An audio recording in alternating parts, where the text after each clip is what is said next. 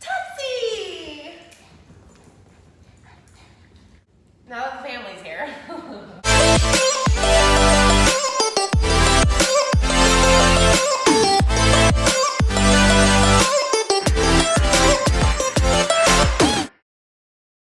Welcome to our first vlog podcast, however you are tuning in. I am Christy. I am the mother of this beautiful, beautiful goddess right here. Ray of sunshine that she's so thankful for every day. I'm Taylor, and well, the reason we're doing this podcast is because we have an unusual relationship, and people ask us all the time questions like, how are we so close? You know, they don't understand it sometimes. We get judgment, a lot of judgment. Yeah. And today we're talking about one of the most judged things that we get for it, which is adult cohabitation. Married spouses. Cohabitation, I like that word. Yeah, who cohabitate. What a lot of people don't realize, I don't think, is how long she lived outside of the home. Yeah. On her own, the troubles and trials and all the things we went through.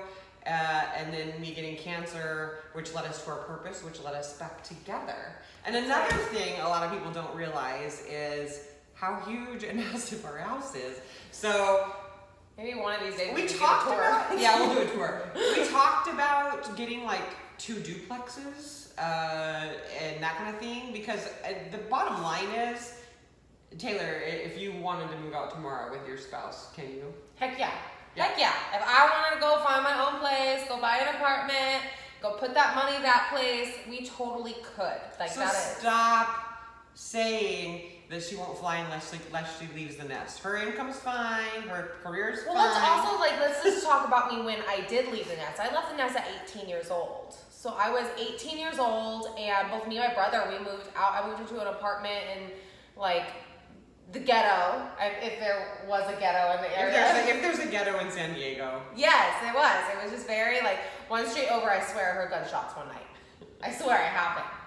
But, no, I moved in there, then I moved into another house, and I lived on a roommate with acreage, then I moved in with other, like, I was hopping around houses. What really led us back together was this business of, you know, like, living our healthiest lives and coaching. But then, you know, we were doing that for a while, and then I met my husband, who was in Morocco. And so, because he was in Morocco, I was here, and we had to go through the whole entire process of getting him to come into the United States. And that's a whole other podcast. And that's a whole other podcast. But if you are curious, just Google the costs for a K-1 visa. Yeah.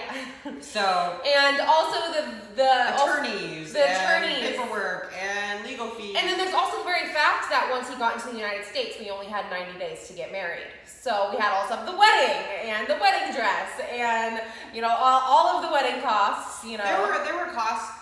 At that point in time, Taylor had her own apartment. Yes. It was less than a mile up the street. I literally walked to her house. Well, and after like weeks of her never even going home, like, yeah, I would just sleep on the the couch there. Hey, Taylor, no. Well, we worked together, so we would be like working late, and like, oh shit, it's like, you know, 9 o'clock or 10 o'clock.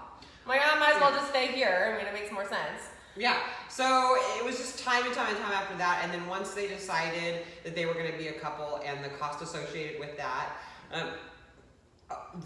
we gave her our unwavering support, but it was also something that they had to do, which costs a lot, probably a lot more than some people even make in a year to get him here. And so she did all that. They did all that together. I want to say, like, too, the majority, like, I paid from my pot, like, this was where most of my money was going, so it ended up being like, wow, I'm spending $900 a month at this apartment when this $900 could go towards bringing my fiance here, my wedding, and the silverware on each person's tray. Do you realize that it's like silverware costs like $3 per fork? I paid for the wedding, so yes, I did. She paid for a lot of them, yeah. That was mom. I paid for the wedding. You saved the day, by the way. Moms are supposed to pay for the wedding, in my opinion. You know, whatever. The way it worked out was great. And the bottom line, though, is now they're thriving, and we are here. They chose to come here with us. We're in Florida now. We hypothetically could have stayed in San Diego. We could have, but here's this thing: is we have this vision of our team and this retreat that we want to create, and That's another podcast too. It is another podcast, but the long-term visions, our visions align even though they're separate. She wants to work with kids. I want to work with cancer patients. It's going to take property. It's going to take investment. It's going to take time. And we have very aligned visions. She's my best friend, even though she's an adult. We have moved into an adult relationship. I am not attached to her decisions or her behaviors. She's her own person, and I'm thankful for that. I'm not trying to force my opinions or views onto her. However, a lot of them are similar, and sometimes they're different. We like to talk about those differences, but we're okay with it. We can agree to disagree. We agree to disagree all the time. Several times she'll say something, I'm like, Mom, we're just going to agree to disagree. And I'm like, cheers to that. Cheers to that. But, I mean, I just have always been wanting to create, her and my son, to grow into their own lives. And the fact that our lives have kind of aligned, we do get skeptics. Yeah. Oh, is she ever going to leave the nest? Oh, are you just paying for everything? No. Guess what? We just toured how many countries? She paid for her own way. Yeah, I paid okay, her I found out that people didn't think I paid my own way. You know what?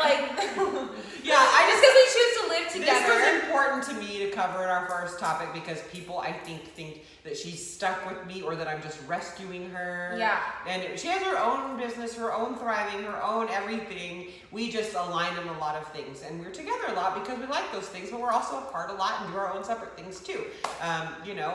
She's gone to Morocco for months at a time. She's done these things. She's her own individual, and she can leave at any time she wants. And if she did, I'm sure I would downsize. But if the you fact saw that we're this together, house, you wouldn't want to leave anytime soon. You'd want to stay here forever. We made the house choice because we decided to do it together, and it's like split living, okay? And we just got to make it clear that in all the travels we've been. Really, America seems to be the only culture that we've found that kicks their kids out of the house. In other cultures, the families grow together. And so we're just creating our own thing. If you don't like it, that's all right. She's allowed to do her own free thinking, her own free thing. She's allowed to do things that piss me off. She does. I do things that piss her off. We call each other bitches and then we get back at it. Yeah. Which we also wanted to put out there in this podcast that, we are Jesus-loving, cussing machines. I like Earth-going. It's like what Rachel Hollis says. I love Jesus, but I swear a little. Or maybe a lot. Yeah. It's okay. Just don't come here when we're working out. Here's the disclaimer. The disclaimer is, this is our podcast. This is our vlog. Yep. We are going to be saying things that are probably inappropriate to some people. If you don't like us, that's totally okay. You're not our tribe. I mean, I'm super proud of these guys. They have got their crap together. They're planning the future. My feeling is, they can go move out and get another place. That's totally fine if they wanted to. We could too, but the thing is working together. Number one, you do save money. Even though money isn't an issue, it does make the world go around, and it does let us pour more into, I'm working towards this nonprofit, and she's working towards her nonprofit. So they just went and bought their first car together. They got a Jeep. They're doing all these adulting things. They are adulting. I don't have any idea. I don't look at their bank accounts. I don't know their stuff. They are living in a separate household on one side of the house. They literally live over there, and we live over there. There is a family room in between, but it works for us. So. I feel like you gotta just say fuck you to society and do what works for you. In your family, in your life, and I think the reason why we also have such a strong relationship is you've always given me the freedom to just be me. I've always back in my high school rebellious days where I did the whole rave thing and the party thing. Yeah, you told me straight up, I don't like that you're doing this. This is not what I hope for you. But you know what? You're gonna go do you. Please let me know where you're at, what your address is. When you're coming home. She always made sure she all the bases were covered. But she knew whether she told me or not. And that's the thing is I feel with most people who are trying to find themselves, you're gonna go do what you're gonna do. Whether you it's either gonna be I sneak out the window. I wouldn't have snuck out the window. That's not my personality. I want to talk to everybody who's grown up in any sort of home and family environment where there's rules and everything. And I gotta say, he who did not break the rules cast the first stone. So I knew that there were things that she was going to do that she shouldn't do.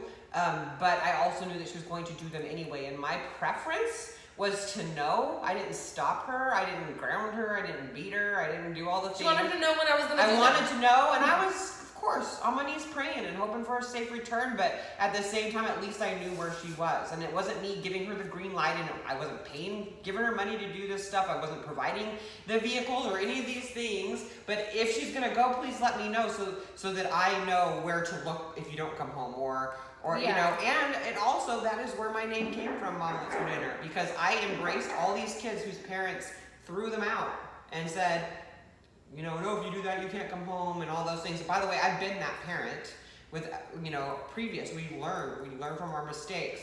And it turned out, Mom, what's for dinner? They'd all come over to my house because they knew I would welcome them and love them. I didn't ask them if they were gay, if they were lesbian, if they were trans, if they were what they were. I loved them. And I feel like that is what needs to happen, is love them. And if you love your kids and they want to thrive and go off and do things and travel the world, embrace them and love them. If you love your kids and they are homebodies and want to stay home and build an empire, love them and let them stay home and build an empire. You know, or if you yourself as a human want to go travel the world and it's time for your kids to grow up, do that. It's just it matters what your path is and what your journey is and what you want from life. We want the same things right now. Right now, our plan is to continue on this path. We don't have any plans anytime soon for them to move out or for us to move out or to go separate paths.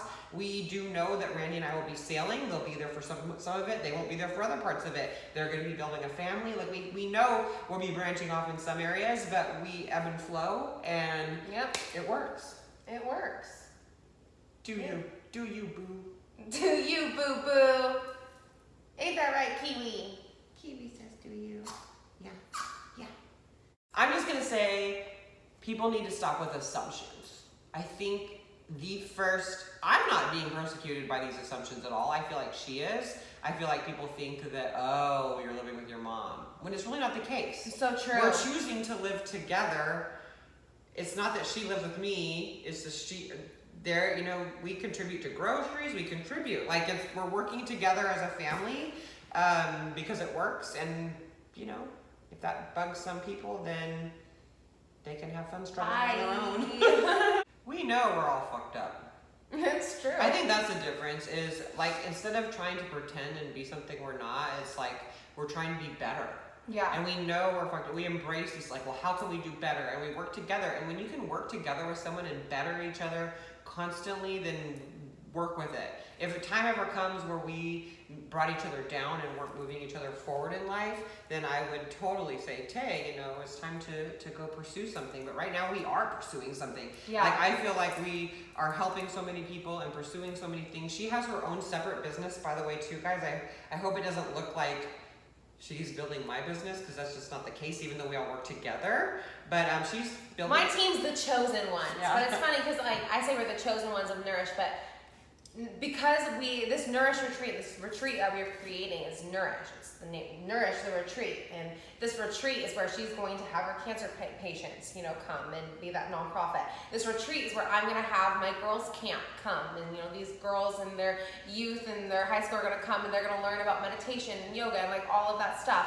And so it's just like we have the same vision and the same thing, so we can just work together and collaborate together. Is both of our visions. Like, I'm just as passionate about this retreat and the cancer patients. When the cancer patients come, like, I'm going to be right there with her, helping and doing anything I can with these cancer patients, and vice versa. When my girls come, Mom's going to make sure a day that she comes and does a meditation with them. And it's like we just are using our gifts, because my gifts are completely different than Mom's gifts. Like, if you know my mom, like, she's very, like, you know, you tell her to get something done, 5 minutes later, magically it's like, she gets it done. Me, like, my brain swirls for quite a while before I'm able to process the things I need to get done. But I'm a creative. Like, I can create these videos, like this podcast that we're doing. I'm editing this right now. Woo-hoo. But that's my gift. Like, I have that creative aspect that, you know, we just work together, and that's the beauty of it.